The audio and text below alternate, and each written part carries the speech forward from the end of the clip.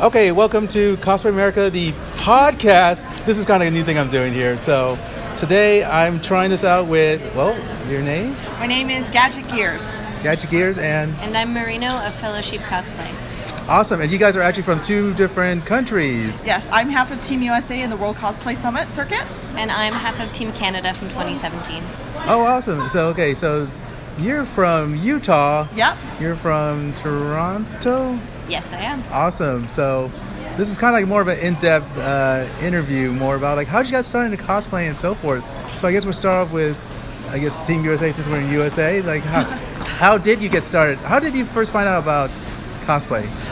You know what? I was actually 12 years old. I didn't know that it was called cosplay at the time, but I wanted to cosplay or make a costume from Cardcaptor Sakura. And I remember vividly getting fabric and lying down on it with a marker and tracing myself out on the fabric and then sewing it together. And I thought I was the coolest thing on the planet at 12 years old. I had no idea what I was doing, but I was just so excited because I loved the show and I wanted to express my excitement for the show. And I just thought the costumes were so cool. So this costume Shouton is actually a dream for my 12-year-old self that I'm fulfilling. That's so awesome. So it's a lot of fun. But yeah, it wasn't until I was in like high school that I really heard the term coined as cosplay. Before that, I just was like, hey, I'm like costuming, not on Halloween. Really? Did you meet other people who were doing the same thing at that time? Or? No, not at that time. It wasn't until I was in my early late teens that I went to my first anime bonsai, and that was the first time. And I met Garnet Runestar, and she became my sewing master, and I apprenticed under her for a couple of years. Wow, what year was this? Which anime bonsai was this? Oh gosh, it was like forever ago, like 2000 and I don't even want to date myself. Okay, we will skip that part. But yeah, I did apprentice under Garnet Runestar, and she was a previous Team USA as well, 2014, right? I think it's 2014. 2014, and so I watched my master and her partner compete for Team USA, and I just dreamed of following in my master's footsteps and doing the same thing. So that was a really exciting experience for me. And then you became part of Team 27? I was Team USA 2017. I went to Japan last year as wow. Team USA. Okay, and how about you? Like, how did you start, like, costume? When I was a little girl, my mom told me that I'd either be in dress up or not wearing clothes at all. So I've been dressing up since I was really little. I didn't get into cosplay per se until I was in high school. Mm-hmm. I'd been sewing before then, but it's in high school I met other people who liked anime, and they introduced me to the big convention in Toronto, which is Anime North. And so in 2005 I started going, and my friend and I made costumes of our original characters from our role plays. Yes. And so we dressed up as those and we went and we competed in the Masquerade. And I've been involved every year in the Masquerade there, so I entered every year until I started judging there the past couple of years. Really? So the first time you cosplayed, you actually entered Masquerade? Yes, I did. Wow, that's kind of like a big jump. Most people take a... We did it for fun. It was lots of fun. Well, in the end, that's like my favorite experience with Kelsey is the fact that she reminds me that we're doing this for fun. Because in the end, aren't we just grown-ups in dress-up cosplay? Pretty much. And so we're doing it because we love the show, we love the anime, and we're expressing our excitement. Okay. So you've been cosplaying for a while. What changes have you noticed in the community since in the past, say, decade? Oh my gosh, can I tell you how much of a change there's been in wigs? Yeah, that was going to be my answer too. Wigs have changed. I remember when it was just like, oh, where do we get a wig? And then you'd get a wig and you were like weeping on the inside because it was so bad. And it was like, oh, why does this Party wig City wigs? Just terrible. And so wigs are so much more accessible and so much nicer. And the fact that you can actually heat style them is fantastic. I think that's the biggest change for me, is that wigs aren't this miserable experience to get a hold of anymore. How about you? I think the other thing I've noticed is it's getting a lot more accessible with being able to buy costumes online, so people who aren't able to sew are still able to get involved in the community and dress up and be the characters they love. And so it's really nice to see it being accessible to every person now. That's very true. So your first con experience, can you describe what it felt like? I remember, so mine was in 2005. My dad came with me and my friend. He drove us up to Toronto for the weekend. And I had met a bunch of people online I was on Gaia online way back then. And so I knew a bunch of people, and so we all met up there and had a really good time and just meeting a bunch of friends. It was smaller then, but now it's one of the bigger conventions. Not as big as Anime Expo, of course, but I just remember meeting people and getting really excited to be cosplaying and seeing everything going on. I came from a small town at the time, so going to the dealer's room and seeing all the merchandise and all the hockey merchandise and all the stuff was just so exciting and overwhelming. And as a younger child, you're just buzzing off all the excitement. Did you go for all week? Oh, so you did like 3 days? I did Friday, Saturday, Sunday. How did your dad feel about being there for all 3 days? Oh, he had fun. He likes people watching. Okay, because I know I've seen some fathers sometimes. They seem grumpy in the corner. Oh no, he had a great time watching all this stuff. So did you convince him to cosplay later on? No, he didn't cosplay, but as we grew older, we just went with groups of friends rather than our parents. And so I had them. My parents came a couple of years, and they enjoyed just kind of watching all the people. And they would have a hotel room that faced out to see the crowds of people. And so every morning they'd eat their breakfast watching all the cosplayers. Wow, they are people watchers. Yeah. Nice. How about your folks? Oh, mine was 2007. I want to say that was when I was apprenticed under Melissa. I was her makeup artist on her team. Back in the day in Utah, they had Hannon, who had her own team, and then Melissa, who had her own team. I had no idea. Yeah, so there were different teams in the state, and so I was on Melissa's team, and I was the makeup artist. And so my very first convention, I was just like, wow, there's more of us, and we're all crazy. And holy crap, you can buy stuff for you're crazy. I'm so excited about this. And I remember being exposed to like Pocky and like Hello Panda candy, and I thought that was the coolest thing on the planet. And I remember doing the makeup. I didn't actually dress up. I was just a stage ninja at the time. And we did Death Note, and I did Ryuk's makeup, and it was a really fun experience because he just kind of appeared out of nowhere, and it was a really neat reaction that the audience had. And so that was my first Masquerade. I was the makeup artist for the Masquerade, and then after that it kind of became a bug because originally with Melissa I was just there to learn, but then I saw what the reactions were and how fun it was that I was just like, hey, I want a piece of this. You just jumped right in. So. Jumped right in, yes. Melissa helped me make my very first cosplay because I didn't know how to sew. And so she helped me sew my first costume, and the times have changed and the tables have turned because now I have my own apprentice, and I just kind of am like, wow, I have a lot of respect for Melissa because I don't know how she didn't kill me because I was obnoxious. Wow. So could you tell me more about the scene in Utah? Like, I don't think people who listen to this podcast have much ideas about conventions in other states and stuff. So back in the day, like I said, there were troops. There really were like troops, and so there was Hannon's troop, and she had a group of like 5 or 6, and then Melissa's troop, there was 4 of us primarily, but we had extra people that we could work with. Right. And then there were the Southern Utah troop, and there were just all sorts of troops, and we all kind of competed against each other, and it was like the golden age of cosplay for us in Utah. And then Melissa and Hannon combined efforts, and they've been a united front ever since. And they became Team USA 2014, and they've really broken ground, especially in Utah. They're great senpais. They're great teachers. They're great mentors. They're just great people to look up to, and I hope one day I can be as good as them. So it's just really neat, and I don't know, the apprentice became a master, but I still have so much to learn from my original masters. So I think we all do. It's true. And then so in Toronto, I'm not very familiar with Toronto. I've actually never been there, but what's the cosplay scene like there?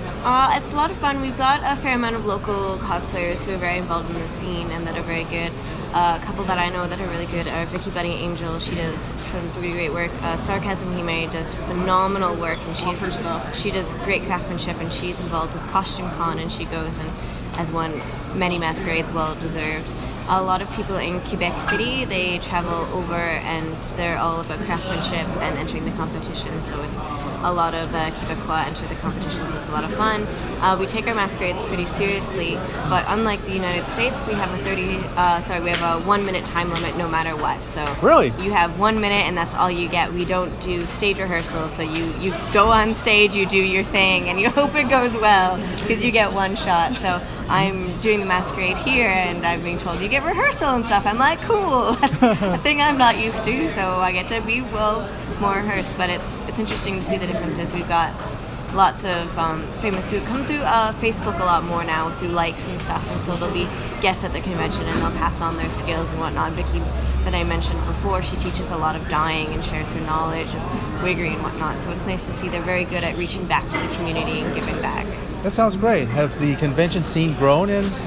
Yeah, it's been getting bigger and bigger. We still don't have a lot of companies coming down to our conventions yet, but I'm hoping in the future that changes as we get more and more people coming as a destination, that we'll get more like Funimation and Crunchyroll more presence at our conventions. That would be really nice because we don't have the industry side so much as a lot of the States conventions do. So there's more like a fan side. Yeah, it is a lot more. A lot of our conventions are fan run and whatnot. I know Crunchyroll goes to Otakuthon in Montreal, but they don't go to many other places. I'm not sure about Vancouver. We're quite a big country, so I haven't made it out that way. I've been to conventions in Quebec and Ontario so far. Okay, and then what about for Utah? I guess the convention scene's been growing for the past decade? Oh my gosh. Well, Utah, by capita, is the nerdiest state in the United States. That's our claim to fame. Oh, I did not know that. Yeah, we're the nerdiest state in the United States. And, oh my gosh, you will get just so many people, like, cosplaying for the love of cosplay. Like, the masquerades are just fun, but you will see, like, tenfold the amount of people in costume that aren't competing, that are just doing it because they love it and they can and they're excited and they'll take pictures all the time. Like, I know in a lot of conventions that you just don't go very far because people just want to take selfies with you. Yeah, exactly. And it's really fun. Anime Bonsai has grown a lot. We used to be in a little convention and now we used to be in a hotel lobby and now we're in a convention hall, which is really exciting. And that's really fun because it's fun to see like the past generations give way to the new wave of fresh faces. And so it's really cool to see the old and the new blend together. And it's definitely changed, but it's still a really fun environment and a really fun place to go and do the thing. So. Okay, awesome. So for since you've been, this is not your first time in the U.S. No, so I've been to other conventions here in the States. Is there something you can say that you guys do that we don't do, or we do that you guys don't do in conventions? Well, because you mentioned the 1 minute limit, like I never actually heard of that before, and I'm just kind of curious if there are other things, Masquerade or just convention culture-wise, that you guys do that we don't do. I know for Anime North, it's also nicknamed Parking Lot Con. That's what I've heard. Because the largest outdoor space is a parking lot out there. They host the raves out there and the dances. A lot of them are outside, so there's a big outdoor culture for that convention in particular. I know our other big convention that we have in Toronto is called Fan Expo, and it's more commercial, so it's very much more commercial run, it's more expensive, and it's downtown Toronto. So I feel like where I've been to the conventions in the States, I find there's a lot more hotels connected to the convention center. So I find that's a bit more close-knit, where in Canada it's a little bit more spread out, so it's just space. There's still room parties and whatnot, but I feel you feel a bit more connected to the convention. It's more intimate at the ones I've been to in the States, just because you are a lot closer to it. Mm-hmm. At Anime North, a lot of the closer hotels are reserved for staff and dealers and whatnot, so it gets quite spread out. Really? Where it is. Awesome. So you could go back in time and talk to your younger self and give yourself advice. What advice would you give yourself? Don't be afraid to be a little crazy. It was once told to me that I carry within my veins the ability to be crazy and dream big and just have a great time. I would tell myself that my spark of madness is a wonderful thing, and don't lose it and don't smother it, even though people are like, "Why are you different and weird?" So I would just say, keep working on your skills, kid. You'll get there, just keep dreaming and be happy while doing it. Be happy while doing that. You? I think my advice would always be don't try to bite off more than you can chew, because when you're younger, sometimes you try to like plan 6 costumes for like a 3-day weekend. But yeah, so like tone down, dress up as what you love and only do it for yourself. Don't do it for the pressures of other people or winning. Do it for fun and get what you want out of it, not what other people expect out of it. Did you go through that whole process and find out? Yeah, like, I think we probably both entered a masquerade being like, oh, we're gonna win it, and not win it, and be like, that's the reality check I needed. Wish I learned that lesson earlier. But you know what? I've learned so much more from failure than from success. Oh, exactly. Oh, yeah. You know what I mean? And I learned from no thank you more than yes, because then you can reevaluate yourself, reinvent yourself, and take a different approach to things. And I really got an eye-opening experience when I went to Japan in World Cosplay Summit as Team USA, because like for me, it was just like, wow, you did this fantastic costume, and they have a totally different mindset of how they did it. They have different fabrics available, they have different techniques available, and I just realized that it's a big wide world of techniques and ideas and passions, and there's so much to learn from each of the different countries. And it was just really neat to learn from other people and say, hey, how did you do this? Because it was a different perspective that I hadn't thought of, because it's not commonplace in my state or in my country. That reminds me of another big difference. I know for example, of prizes for Masquerade. It's getting a little bit more advanced at Anime North now, but usually we just had the horse ribbons. We'd win ribbons. We don't have a lot of sponsors and whatnot now, because I know other countries, they win sewing machines, there's cash prizes, there's all this. In Anime North, you're fighting for that certificate and that ribbon, and we're going like tooth and nail for that. And then she asked me to join the Anime Expo Masquerade, and I'm like, oh, I wonder what the prizes are. And I like, oh my goodness, That's intense. This is intense. I'm used to just fighting for our little plaques and ribbons. So I mean, we put a lot of passion into it, but I hope in the future, and maybe it's something I can get involved in with helping to get sponsorships of like sewing machines and whatnot to help encourage and keep our community growing and learning. Yeah, because really, I think the other thing that I took away from at the very end of World Cosplay Summit, we had a graduation ceremony where we went to an onsen and we had a banquet, and we graduated from being the student to being the senpai. And so we get to come back to our countries, and we get to help the culture, and we can kind of like Melissa and Panan and the previous Team USAs, we can nurture the rising generations, and we can help them and kind of give them some perspective, a world's perspective of how wonderful and wide this world is, but how intimate it becomes when you realize that we all have the same love of anime. Well, now that kind of leads to the next question I want to find out. It's like your experiences at WCS. You both competed in different years, correct? No, same year. Oh, you That's guys how were we met. this is how you guys met. You were the same year. Yeah. Actually, we met in the Vancouver Airport. Vancouver Airport. We were on the same airplane together, wow. and we were just like, my partner was just like, hey, I think Canada's on our plane. And I'm like, Team Canada's on our plane? And she's like, where do you think they are? I'm like, they're the other idiots matching. And so we were in our team shirts, our Team USA shirts, right. and they were in Team Canada hoodies. And we were like, oh, they're gonna fry when they hit Japan. And We wore it for the picture and then took it off. yeah, because it was like, oh my gosh, it was probably like 95 degrees and 100% humidity, and like we got off the plane, this like wave of humidity and heat just hit us, and it was crazy. Was it your first time in Japan? It was Yes. my second time in Japan. It was my first time in Japan, so I was star-eyed and bushy-tailed, and I was like, oh my gosh, it's so cool. And we're like, because we went through World Cosplay Summit, we got to cosplay in places that usually you can't. Yeah. And so it was a dream come true for me, because like I got to go as Luffy on the Thousand Sunny, and that was like amazing. It was a dream come true for me, and I was just like, oh my gosh, I can't believe I get to experience this. For you, since you've been in Japan before, how is it looking on the other side from a cosplayer?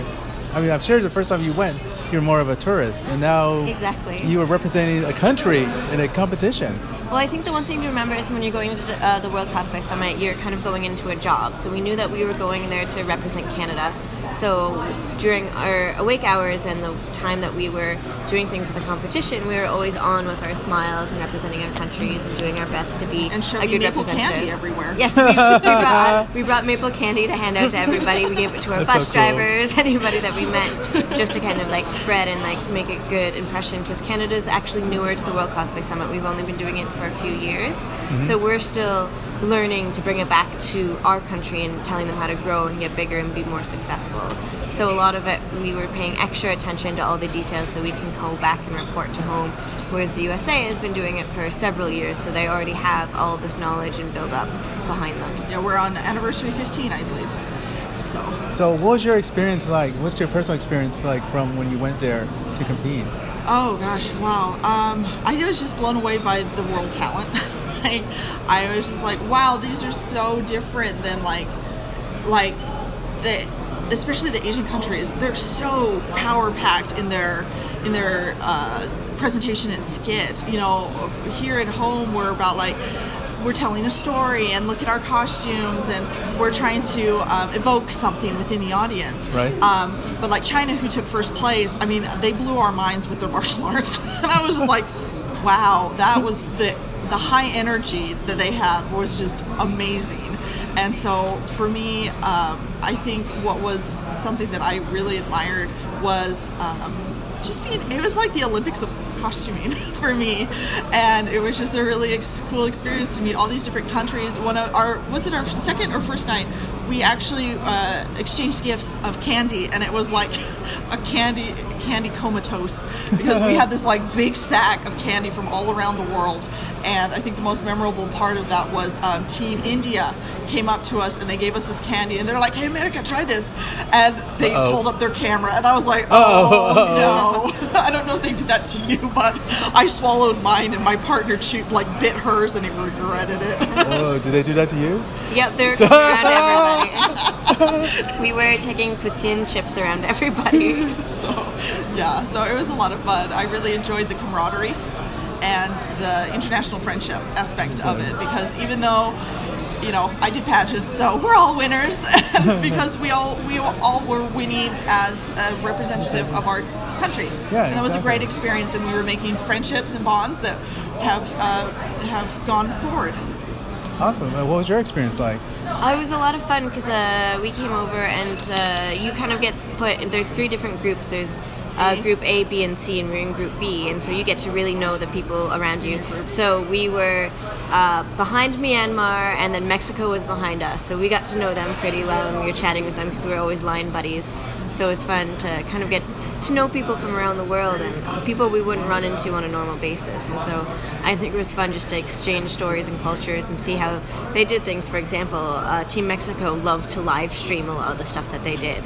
And so that's something we're not as used to, but it was cool. So everywhere they went, they would host a live stream, and then so everybody back home would interact with them. And so it was really sweet to see how they interacted with their fan base and back home and whatnot. And so it was kind of neat to see how everybody operated and make new friends and see how you're similar and different.